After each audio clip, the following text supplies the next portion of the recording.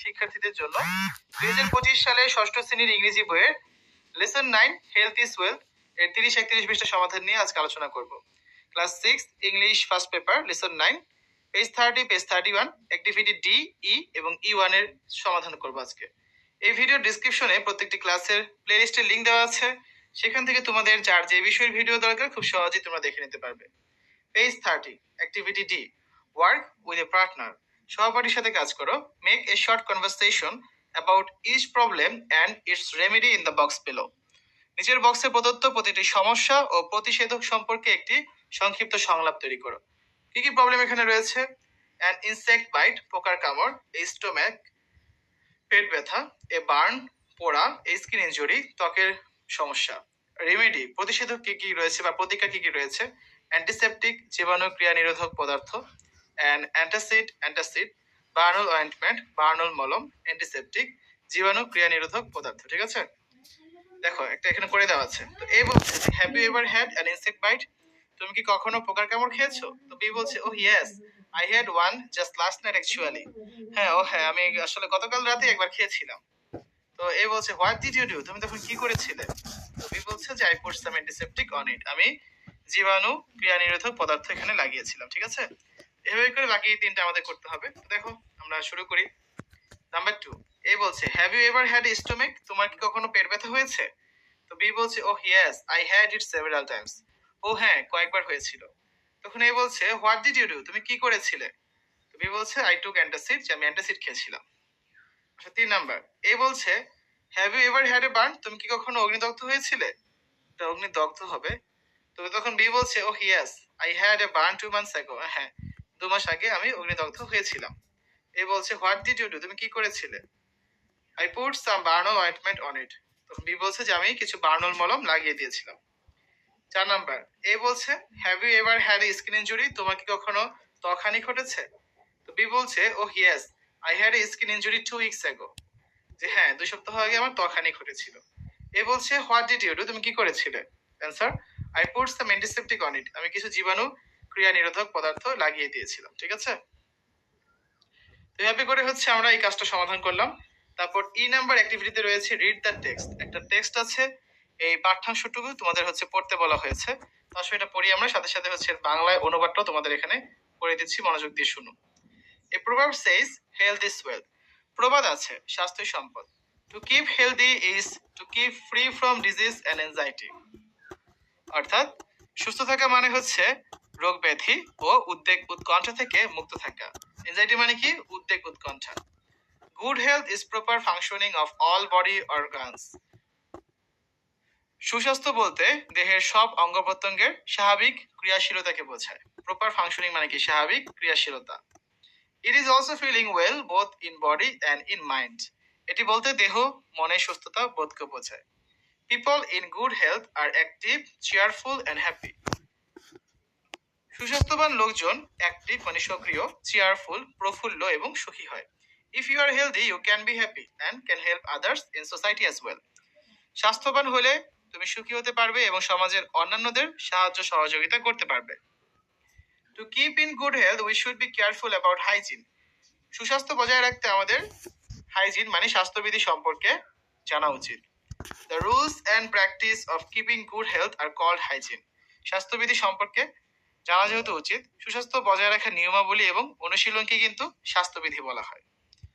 We must practise the rules of hygiene, আমাদেরকে অবশ্যই স্বাস্থ্যবিধির নিয়মাবলী অনুশীলন করতে হবে।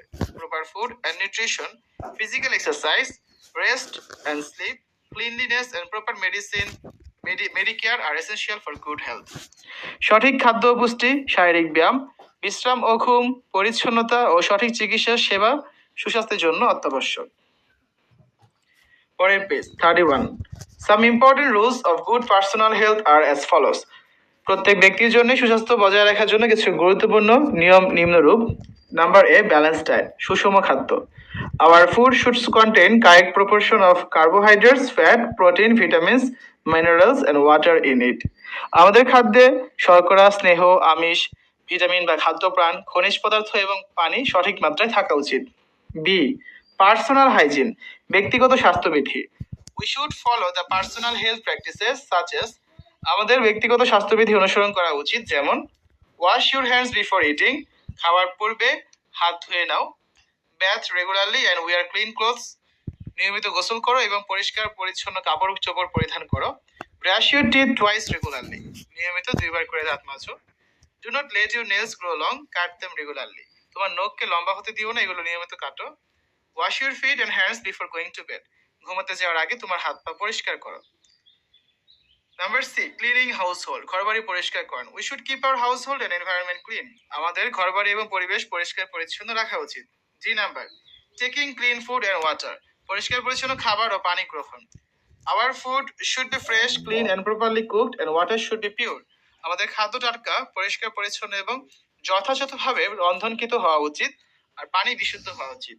Number A, taking regular exercise, নিয়মিত ব্যায়াম করা। We should take part in games and sports and take physical exercise regularly, আমাদের খেলাধুলায় অংশগ্রহণ করা উচিত এবং নিয়মিত শারীরিক ব্যায়াম করা উচিত।